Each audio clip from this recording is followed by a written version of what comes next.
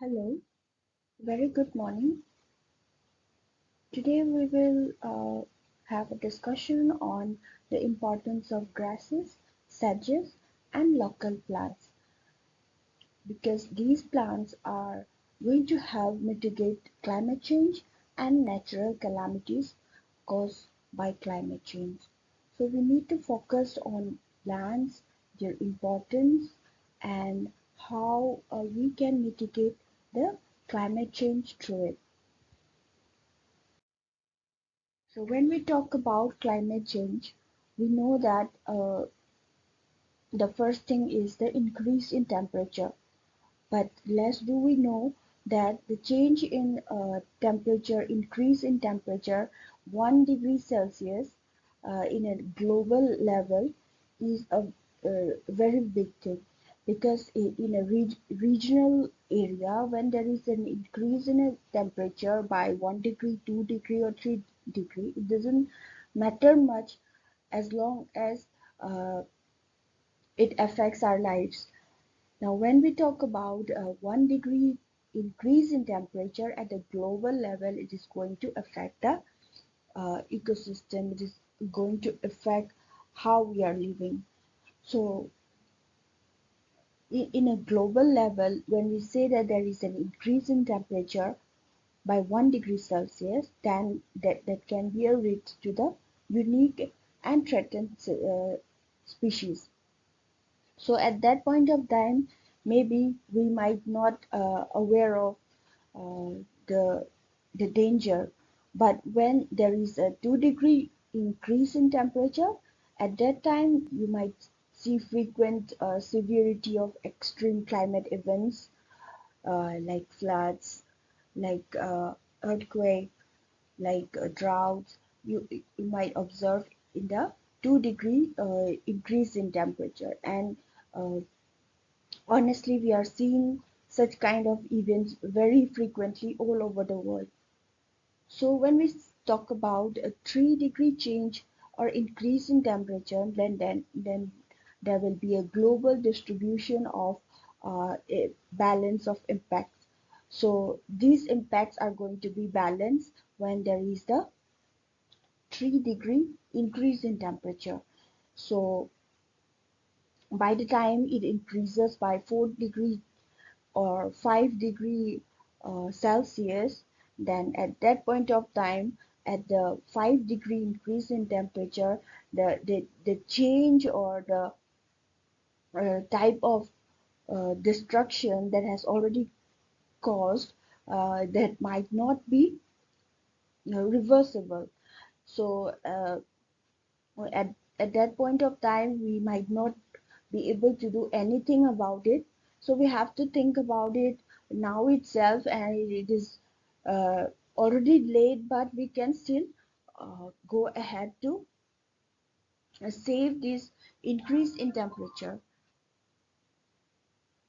at a global level. So we have to think about it.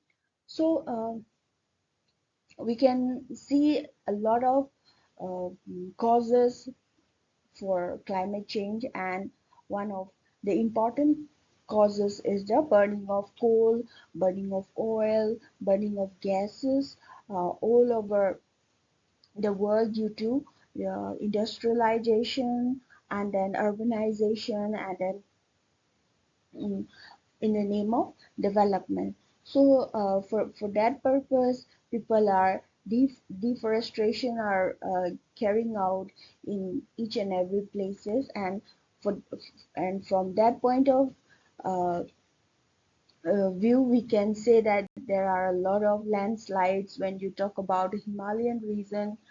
So we can see the other aspects of such causes. So greenhouse, I just want to have a small point here. Everybody might be aware of the uh, greenhouse gases, that is the carbon dioxide, methane gas, nitrous gas. So all of these gases are going to uh, increase the temperature in the atmosphere, where the sunlight can easily enter and entrapped in the atmosphere, and it cannot move outside. And this is because of such kinds of gases that are entrapped uh, in the atmospheric layer. So we have to work on how to reduce the greenhouse gases at this point. So there are a lot of after effect, and we can easily observe that agricultural products, crops, pest and diseases seen each and every day. Then there can be an unpredictable and unreliable seasonal changes. There can be famine, there can be food insecurity all over the world. So these are some of the examples that we are facing, and all because of the climate change. So there are major sources of carbon emissions that we observe in the day-to-day life, and some examples might be the rice fields that we grow rice in a large scale, especially in the Asian countries, and then the wasteland that we dumped. So a lot of gases are released from the waste that we threw, and then there is the industrialization there where we emit a lot of poisonous gases into the atmosphere, and then due to urbanization or some developmental activities, we go on for deforestation, and then more and more increase in the vehicles you observe nowadays, and because of that there is the release of unnecessary gases, and then like I said, urbanization, and then heavy power plants, and then mining activities going on in different parts of the world. So these are the major sources of carbon emissions that you see each and every day. So because of that, we have been observing a lot of calamity and natural calamities when we come to about floods in India itself, and then not only in India, you can see it or observe it in different parts of the world, and then you can see droughts. Uh, if there is a problem for cultivation of agricultural products, and then you can see frequent cyclones, and because of that, there is imbalance in the for people living in the coastal areas. So you can see a lot of problems. So I just want to show my personal experience when we come across these problems. How do people interfere it forcefully? And this, I want to present some of my personal photographs about it. So you can see in this photograph, this is the one of the biggest uh, river in India, and you can see the total area is a riverbed, and how people collect it, extract the sand uh, legally or illegally, and then they piled up in small piles, and then they will later extract it. So this has been going on for a long period of time, and then how the total area is devoid of all the sand. So what might be the consequence is that when there is a little more rainfall, uh, there can be a huge destruction to the people living in and around the river area, because if there is no sand in the sand riverbed, then there will be the water flow, the velocity of the water will be so high, it would not be absorbed, it will not be uh, uh, catch by the riverbed, that is the uh, sand that it should have. So when there is devoid of sand, then in a future coming time, there might be a huge destruction that can cause to the uh, people or to the surrounding villages, surrounding area. So that might be a consequence in a near future. So we have to think about it before extracting a lot of natural resources, the probable consequences. So this is one of the photographs, or one of the things that I had personally observed. So when we talk about plantation, many of the people, they just plant any trees, any plants, so that is not going to help.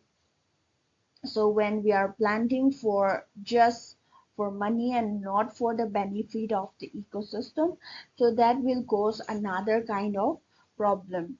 So in this case, the plant here we are observing is Tectona grandis, or the teak plantation. So teak is it grows very fast, but the problem is it is not going to have the ecosystem, because it doesn't allow other plants to grow with them, and it is going to dominate over other plants and not allow even shrubs or smaller plants to coexist. That is the first thing. So because there is less of the diversity in the plants, that it might start causing pest and diseases. So again, that is another thing. And if this is not a native to the region in India, so we can plant a lot of native plants that are native to the region, and it is those plants that can uh, prevent or natural calamities like uh, cyclones or heavy rainfall. So there are so many plants, I will talk about it, which are native to this region, and also it can resist uh, a lot of um, cyclone like calamities. So we can always think about those plants, natural plants, sorry, native plants to the region, which can be in a form of food plants, medicinal plants, a lot of aspect we can see. So again, another observation that I had made was the plantation of Acacia auriculiformis, or generally people call it as acacia. So this plant is again one of the fastest growing plant, a tree. So when we talk about plantation of trees, people just go on and plant this tree, but it is really hazardous for the ecosystem. Why? Because this plant is it is easily grown anywhere, and like those of Tectona grandis, this plant will also create or dominate over other plants, and it will not allow other plants to coexist firstly, and it is going to spread the place. And then the next dangerous or hazardous thing is that when there is any forest fire, a small fire can be a very much destruction, or this can create a destructive environment, because these leaves are easily catch by fire and it can easily spread. So I have observed myself that a village where there was a village and there was a hut that was next to the plantation of this Acacia auriculaformis, and then the fire spread so easily, and then it spread through the village, and the hut was totally destroyed. So that was my personal observation. And then this plantation of Acacia auriculaformis has caused the destruction of this hut. The entire house was burned, and the total things that was inside the house was totally burned. So this is one of the destruction that has caused by plantation of the Acacia auriculaformis. So we have to think of what can be done. So if you are not supposed to plant uh, fast growing plants, and there should be an alternative, right? So we'll talk about some of the alternative here. So first of all, we'll see how we can help to mitigate climate change through natural ways. So the first thing is the conservation of wetlands. There are a lot of importance about wetlands when we talk about wetlands, because the first thing we were talking about flood, so we'll start with the flood. So when there is wetlands in and around your place, then what will it do is the water or the heavy rain water get easily dissipated into the floodplains or the wetlands, and it's going to store the water there. So it actually acts as a natural buffers. So you can see that the water velocity, when it comes to heavy rain, it is going to slow down when it enters the wetlands. So it will easily release all the water. So there is control of flood in and around your areas if you have wetlands around. So there are a lot of methane gas that are produced by the plants, right? So these are absorbed by the wetlands. So we will see what are the important aspects of wetlands. So during photosynthesis, a lot of carbon dioxide are produced in the atmosphere, right? So these are going to be absorbed in the air and then incorporate into the leaves and then the roots. So later this carbon dioxide is going to be used or stored in the wetlands. And then second is the slow decomposition, where when there is waterlogged area and when there is low oxygen conditions, so the organic materials are not fully decomposed. So the decomposition rate is going to be slow in this point, and then because of that, there is the accumulation of carbon. So the slow decomposition allows the dead plant material uh, and accumulate all the uh, half decomposed carbon, and over a long period of time, over thousands and thousands of years, it is going to create a peat in the wetlands. So we can say that it is a storehouse of carbon. Wetlands can be a storehouse of carbon, and then because of such kind of semi decomposed organic matter, then it create a lot of biodiversity, it create a lot of fertilize, the area is well fertilized, so it can grow a lot of diverse plants, and existence of the uh, faunal or other animals. So like I said, it is a storehouse of carbon, and it can store carbon more than the forest. So over a long period of time, when there is an accumulation of organic materials in the wetland soil, it acts as a soil carbon reserve, storing carbon for a long period of time. And when you talk about uh, the wetlands of the coastal regions, like the mangroves, like the salt marshes, we can say that those are called as the blue carbon.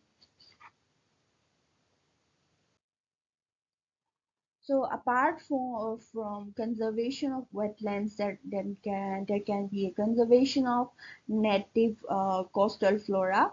Like I said before, we will talk about some of the native plants that we should consider plantation rather than those of the invasive plants. So this plant I'm showing you here, it is a very common coastal trees, which is Casuarina equisetifolia. So you will see a lot of Casuarina equisetifolia you will observe in coastal regions, but the problem is slowly this some of the invasive plants, such as Lantana camera, uh, and then other invasive plants have can dominate the area. So that's why we have to take care of removing the weeds that will future destroy or become dominant over the native plants. So the picture I'm showing you here is another sand dune flora or the coastal flora, where it is going to bind the soil sand in the sand dune. So this is Hydrophylex maritima. It is one of the most important sand dune flora you will observe. So you can see here how the plant is binding the sand. So when you plant such kinds of plants which are native and which is actually helping the uh, present ecosystem around, then it is going to provide you the result that is it might plantation of trees especially which are native, and then which are and of that particular reason, so it is going to help you in future. So otherwise it will be a destruction to the place. So this plant here is from the grass family, and again it is a sand dune flora, and it is very important because uh, this is Spinifex litorius. You can observe in sand dunes at a very chosen place. So we can plant for more plantation of this grass, so it can actually help bind the soil more to avoid a lot of natural calamities. So we can go ahead with plantation of these plants. So when we talk about plantation of cyclone resistant plants, we can always go for in an Indian perspective. You can plant for neem or Azadirachta indica. This is one of the most resistant plant when it comes to cyclones, because during Fani and aftermath of Fani, we have observed during our survey that these plants still stands even after the destruction that was caused by Fani. All most of the trees were fallen down, but these uh, still stand even after the huge cyclone met. So we can go for Altonia scholaris. Again, this is a native plants, and these are one of the resistant plants you can call. Next is Artocarpus heterophyllus. This is again, this is a fruiting plant, and we can get fruits out of this plant, so we can grow for such trees. Again, if you think that that was just for the coastal reasons, then for central India there are a lot of trees. I can mention one here. This is the Kendu tree, or the Diospyros melanoxylon. So you can plant for this tree in other central parts of India, because this is again a native species, and you can go for it. So apart from trees and other plants, we will see the importance of grasses and sedges, because these are the basics or the foundation of the wildlife, and they are very important. So you can see the importance. First of all, when we talk about grasses and sedges, they are going to help to bind the roots to the soil. So without grasses and sedges, you're going to have a lot of problem, especially with regard to soil erosion. So it is going to form an intricate root system, and it's going to bind to the soil like a net to the soil particles. So first of all, it's going to bind the roots. Next is it is going to protect the soil surface. How? So on the above layer of the soil, it's going to be bind, and then because of it, the rain, when it dissipates over the surface of the soil, it is going to move it slowly, and it will help to reduce the erosive force. So it is going to create a physical barrier, so that is how it is going to protect the soil surface. Next is the fodder of wildlife, because when we talk about grasses and sedges, you cannot imagine conservation of the higher tropic levels of animals, or like the carnivorous animals like tigers and all, without the conservation of grasses and sedges, because those animals totally depend on the herbivores that rely on the food, that is the grasses and sedges. So when we talk about grasses and sedges, they form a fundamental food base for wildlife, and therefore they are essential for the wildlife conservation. Next thing is water management.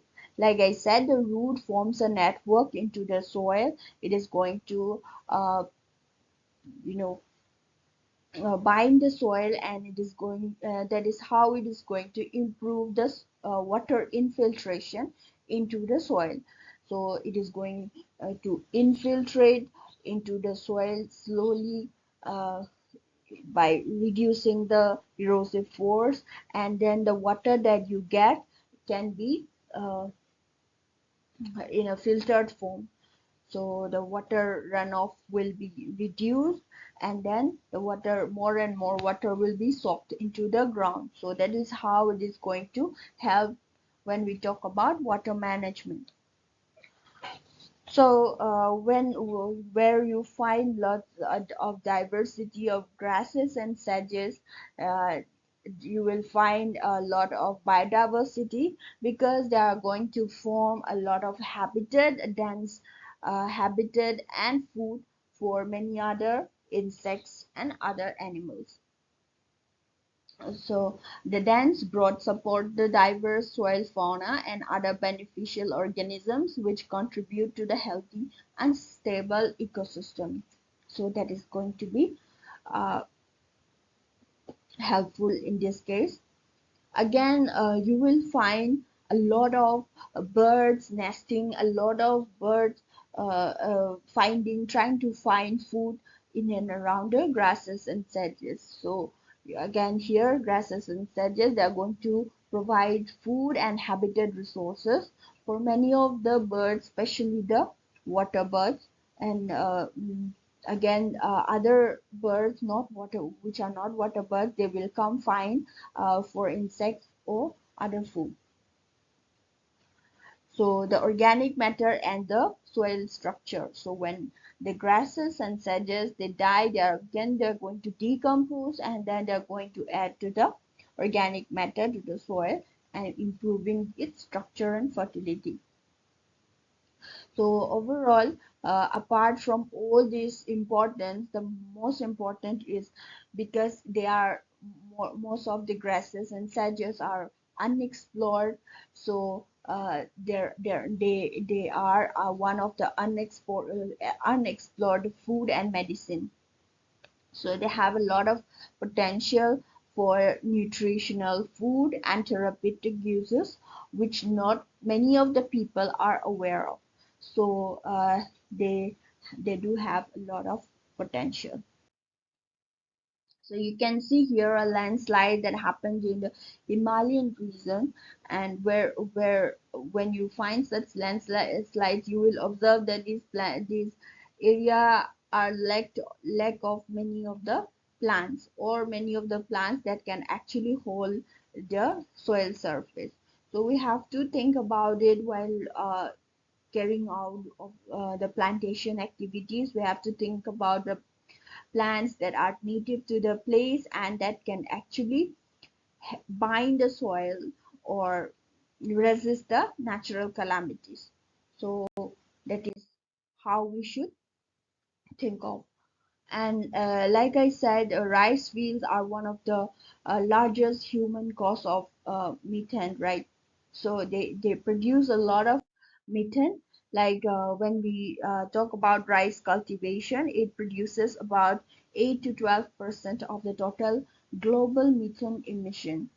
So roughly we can say that 250 to 300 lakh tons of methane are being released every year because of the cultivation of rice. So rice you will find mostly in countries like China, India, Indonesia, Bangladesh, and Vietnam. So again, they are the major sources of release of methane gas. So when we talk about cultivation of rice, then there is a heavy water consumption. So in the traditional flooded cultivation of rice, a lot of water is being needed. Say here we can talk about 3,000 to 5,000 liters of waters are needed to produce 1 kg of rice grain. Just imagine how much how much water is being needed for just cultivation of rice that we eat. And in per hectare basis, we can talk about 90 to 250 lakh liters are being used for per hectare per season. So again, apart from that, there are a lot of methane gas emission, and another disadvantage that you see from plantation of rice is that the soils are being degraded easily because they are being continuously flooded uh, the, throughout the year. This can lead to soil salinity, nutrient loss, and reduce soil health. So these are the disadvantages of growing rice in the rice field. So we can again look for alternative staple food like the cultivation of millets or the cordon. This is the cordon millet. There are different types of millets you will find, or different type of alternative food that you can staple food you can find.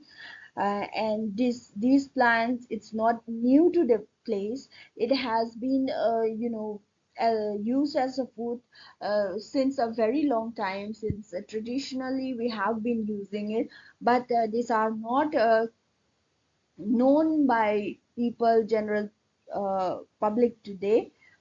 So we have to come up with the traditional knowledges of food that we used to have it in earlier times. And here as an example I'm showing you is Illusion coracana. Again, this is the kodo millet.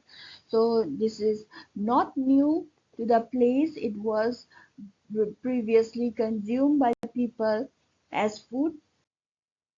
So there are a lot of advantages of growing cotton millet here. So when we compare the water requirement, you can grow this plant with 1/5 to 1/10 of the water that was needed for the rice. So just 1/5 or 1/10 of the water that was needed for the rice, you can plant this uh, crop.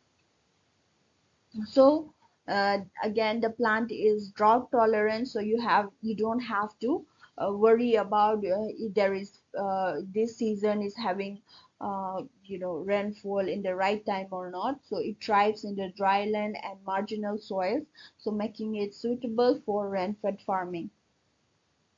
So again, it is climate resilience because it can tolerate to erratic rainfall, high temperature, and poor soil. So it can ensure the stability yields under climate stress.